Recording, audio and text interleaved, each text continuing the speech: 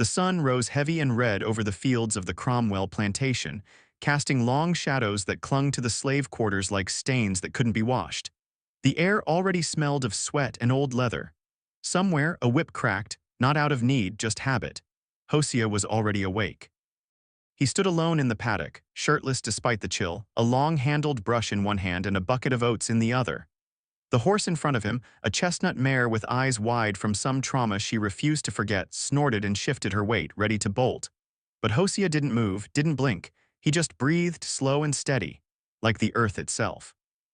Within minutes, she stepped closer. Hosea had a way about him. Folks said he could calm a storm if he whispered to it. Some believed he had the devil's hush in his throat. Others, those who knew him, knew better. What Hosea had wasn't magic. It was understanding, patience born of pain, observation carved from survival. He didn't demand obedience. He waited for it to be offered. Even Ironjaw, the master's prized stallion, black as midnight and mean as a kicked hornet's nest, would let Hosea touch him, would let no other man ride him, not even the overseer. Beast whisperer, the overseer, Mr. Danton, would sneer from his perch on the fence. Don't mean nothin' if you're still a beast yourself. But he never said it loud enough for Hosea to hear, because Danton feared what everyone feared, the quiet ones, especially the ones who'd survived everything meant to break them.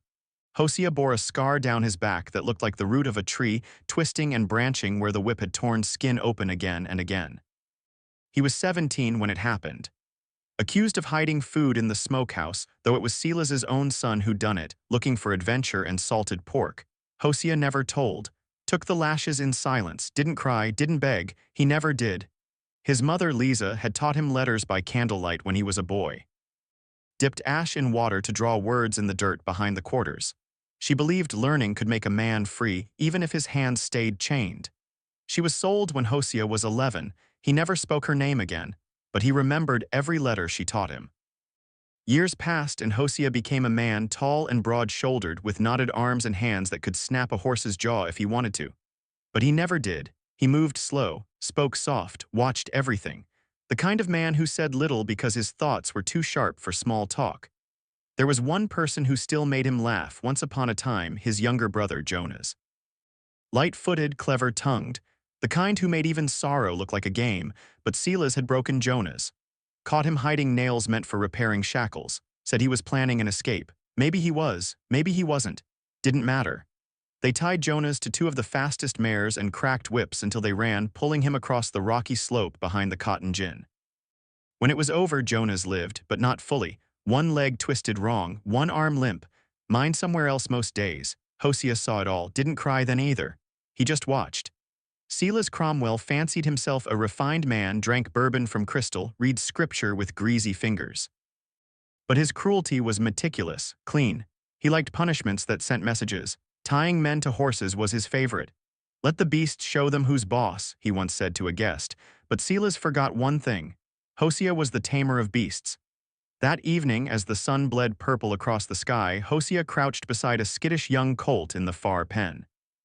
The colt's legs trembled, ribs showing under a rawhide coat, abandoned by its mother, wild-eyed and hungry. Hosea didn't rush him. He held out a handful of oats, palm open. The colt hesitated, then nudged forward.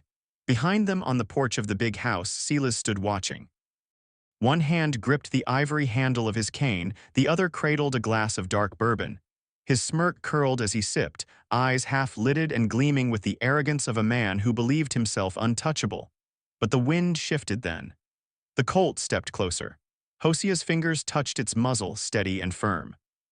Silas's smirk twitched. The quiet ones always made men like him uneasy. They should. Charleston was a month away by river, 2 weeks by trail, and Silas Cromwell's greed could already smell the silver. He'd hosted supper on the veranda weeks earlier, guests from Savannah, traders from Richmond, even a smug-bellied broker from New Orleans. 5 of Hosea's trained horses had been presented like royal guests, glossy, proud, obedient.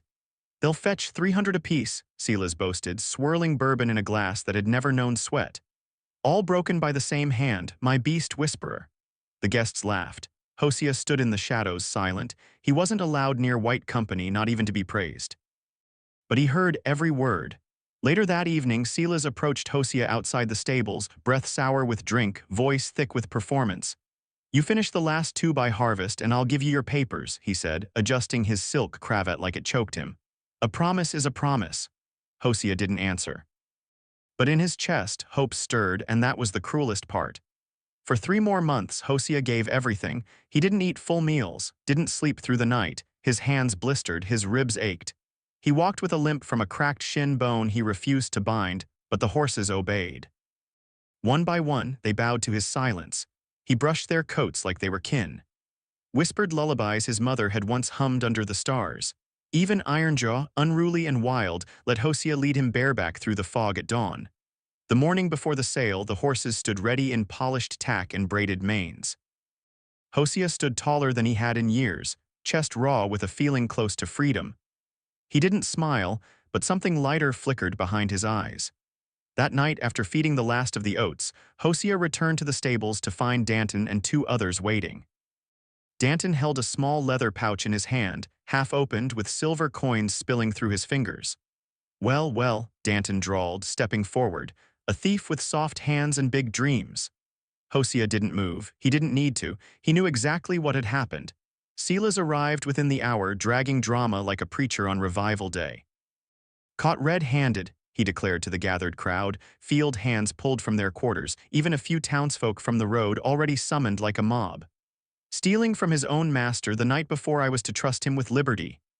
Hosea locked eyes with him. There was no plea, no explanation, just silence. Silas hated that most. "Tie him up," he ordered.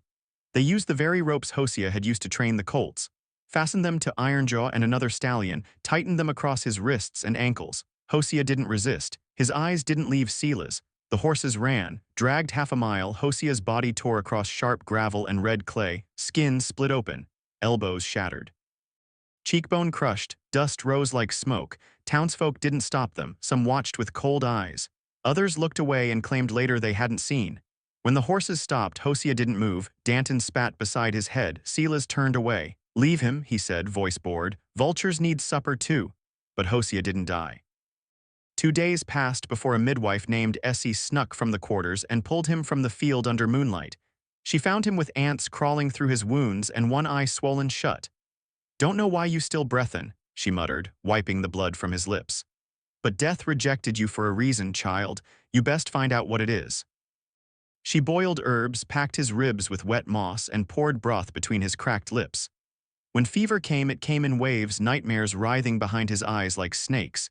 He dreamt of hooves stomping in fire, of rope binding flesh to bone, of dirt cold, thick, falling over a face gasping for air. But always he awoke, each time slower. Each time angrier. Weeks passed. One morning, Essie found him sitting upright, staring into a tin bucket filled with water. His face was barely recognizable. One eye remained a permanent slit. His cheekbone healed jagged. His hands trembled slightly. But in his reflection, something deeper stirred, not hatred, not grief.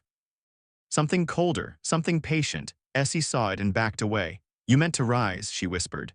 "But Lord help whoever stood on your neck." By early spring, the stables no longer echoed with hammering hooves. The horses were quieter now, restless, uneasy. They snorted more, kicked their stalls more, shied away from anyone wearing boots polished too clean. But when Hosea passed through, barefoot and scar-laced, they calmed. He walked slow, always after dark, dragging one leg slightly from the old wound that hadn't healed right. His frame had withered during recovery, skin hung looser, eyes set deeper, but there was no limp in his stare. He said little. But the air around him spoke volumes. He whispered things only the horses seemed to understand. Sometimes he'd hum under his breath, run his hand along their muzzles, breathe into their nostrils like kin. Ironjaw, once untamable by all but him, had grown twitchy toward any white hand that came near, but would drop to one knee the moment Hosea lifted a finger. Folks started talking again. But this time they didn't laugh. The slaves noticed first. Patterns started appearing. At first, small things, a curry brush left angled just so on a saddle rail, a bridle looped in an unusual knot, a water pail turned upside down beside only certain stalls. At first, they thought it was odd habit. But old Moses, the wheelwright, caught on. "That knot's from the boats," he whispered to one of the field hands. "Means wait 2 days." Hosea never confirmed it. But the next week, someone found tobacco hidden in a haystack where the knot had pointed. Then 2 women, sisters working in the main house, received an extra loaf of bread behind the smokehouse chimney, right where a copper curry comb had been hung wrong side up. The code spread quietly, knots and patterns, grooming and silence, a language of rebellion in plain sight. Then came Micah, barefoot, skinny as rope, maybe 10 years old, the son of a seamstress who sewed for Silas's wife before dying of fever. Micah had no one. He trailed Hosea like a shadow, eyes too wide for his face, mimicking every step, every pause. Hosea didn't shoo him away. One night, after oiling a stirrup in the dark, Hosea handed Micah a horse brush and pointed to the filly's stall. Micah hesitated, then began brushing. That night began a quiet apprenticeship, though no words were exchanged. Micah learned to bind a tail into 3 loops, yes. 2 loops, no. A bridle tied inside out meant danger in the house. An oat sack laid flat by the door, run. Hosea never smiled, but Micah swore once he saw the corners of his mouth twitch. By summer, Silas Cromwell started sleeping with a rifle beside his bed. Not that anyone told him to, but things were shifting. The overseers noticed Ironjaw lunge at 2 different handlers. A mare kicked through the paddock fence when a white merchant passed too close. Hooves that once obeyed now resisted. The horses sensed something or someone. Silas watched from his porch more often now. He drank earlier in the day, ordered more chains cleaned. Had Danton built a second lock on the stable doors. He'd come down one evening, slow-moving with his cane, and asked Hosea casually what made a horse turn violent. Hosea didn't answer, just stared. Silas didn't ask again, and still the plan grew. Hosea walked the perimeter at night like a gardener checking roots. He watched where Danton stored the grain barrels, counted the number of nails used to seal the tool shed, measured the distance between the cotton rows and the swamp line beyond. Micah began running errands, each one taking him a bit farther, a bit longer. Sometimes he returned with a pebble in his shoe or a scrap of fabric hidden in his sleeve. Messages passed between quarters. Updates folded into stable towels. Essie, the old midwife, watched it all with narrowed eyes and prayed with one hand over her heart. She'd seen vengeance take shape before, but never one this quiet. Then came the moment Hosea had waited for, Silas's voice, slurred over supper to a friend from Georgia, buried alive. That's the only way I ain't goin'. My pa died that way in a mine collapse. Took him 3 days to find him, and by then, well, he was still reachin' upward. Silas chuckled. The friend laughed. But Hosea, polishing a saddle in the corner of the porch, paused. 3 days. Buried, reaching. That night he returned to the stable long after the others had gone. Lit a single candle, sharpened a rusted metal bit until it gleamed like bone. On the wall beside the tack hooks, he etched a single word into the old pine beam. The rain began just after nightfall, hard, sudden, and angry. Wind lashed through the trees like they'd been waiting to scream. The heavens cracked open with thunder that sounded too much like hooves on dirt. Horses in the stable whinnied and kicked, their panic echoing across the plantation. Silas Cromwell sat upright in bed, startled. Another crash closer. A stallion's shriek tore through the storm, then silence. That silence did something to Silas. It wasn't natural, not from the stables, not from Ironjaw. He grabbed his rifle, threw on a coat, and limped across the muddy yard with his cane in one hand, barrel in the other. The lightning illuminated the barn for a split second. Its wide doors stood open, swaying in the wind. The storm swallowed the sound of his footsteps. Inside, the horses shifted wildly in their stalls, eyes wide, nostrils flaring. The hanging lanterns had all been snuffed, but a single candle burned in the far corner, placed on the ground like an offering. Silas stepped in cautiously, boots squelching and hay gone wet. His voice rasped from behind clenched teeth. "Who's there, Danton, is that you?" No answer, just the hollow creak of wood and breathing deep, deliberate. Then a shadow peeled itself from the dark. Hosea, no chains, no ropes. Just a cloak slick with rain and a face carved by firelight and old rage. His eye was swollen shut, the other burned like coal, and in his hand, gripped like a relic, was a broken stirrup sharpened along one edge. Before Silas could raise his rifle, Hosea moved, fast. The blow landed squarely against Silas's temple. His rifle dropped uselessly in the hay. His cane snapped beneath him. His body crumpled with a wet thud. He wasn't dead. Not yet. From the shadows, 2 figures emerged, Micah and Moses, the wheelwright. Both had waited, both had chosen. They worked quickly. Ropes prepared in advance. A plank stretcher used under horses now slid beneath the slaver's limp frame. Hosea attached leather reins to Ironjaw and another strong stallion, whispering low in their ears as the rain came harder. Then they rode. Hosea walked beside the horses, leading them slow and steady down the back path, one no white man used, through thick vines and cypress stumps into the edge of the swamp. The earth squelched underfoot, soft and deep from days of rain. A pit waited there, dug days earlier with bare hands and stolen shovels, 6 feet deep, wide enough to bury fear itself. Silas stirred as his body hit the wet ground of the pit. He coughed, gagged, flailed, only to find his arms bound and legs tangled in roots and rope. His scream was muffled by thunder. Up above, Hosea stood still, rain running down his face like tears long dried. He held a shovel now, didn't raise it to strike, just drove it into the earth, scooped, dropped, scooped, dropped. Silas choked on mud as he screamed. "You think this makes you a man, boy? I made you, I gave you food, a roof." Hosea didn't blink. "You're sick, you're nothing. I'll see you hanged for this, do you hear me? Hanged." The mud reached Silas's chest. He thrashed, gasped. "Mercy, in the Lord's name, mercy." Hosea paused. The shovel hovered mid-air. Then, slowly, he said the first words he'd spoken in days, "Freedom's deeper than breath," and kept shoveling. By the time the pit was nearly full, only Silas's boot stuck out, twisted at the ankle, twitching once. Then still. Hosea tossed one final load of dirt and stepped back. Rain fell harder now, washing the surface smooth. He turned to Micah and Moses, both watching in silence. He nodded once. Nothing else needed saying. Behind them, the horses stood calm, unbothered, as if the land had finally swallowed what it was owed. 3 days passed before anyone dared to knock on the big house door. The master was gone. So was his cane, his rifle, and the sharp stink of bourbon that had haunted the porch like a ghost. A rider was sent to Charleston to fetch a magistrate. Another sent to Silas's cousin in Beaufort. The horses stood calm in their stalls. The stable floor was swept. The mud path to the swamp looked no different than it had after any storm. No blood, no body, no answers. The disappearance of Silas Cromwell was ruled an accident, likely swept away in the rain, they said. Maybe he fell into the creek drunk, some whispered. But no one asked too many questions, not the sheriff, not the neighboring planters. Not even Danton, who found a horseshoe nailed to his cabin door 2 days later upside down, dripping with red sap. He packed up and left by nightfall. The slaves said little, but their silence grew tall. Something had shifted.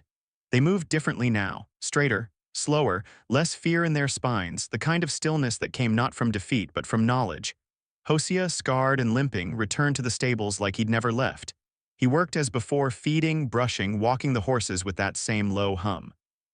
But his eyes were different. He didn't just look at people now, he saw through them. Word traveled, a whisper in the cotton fields, a hush passed between water pails and laundry lines. He dragged him like they dragged us.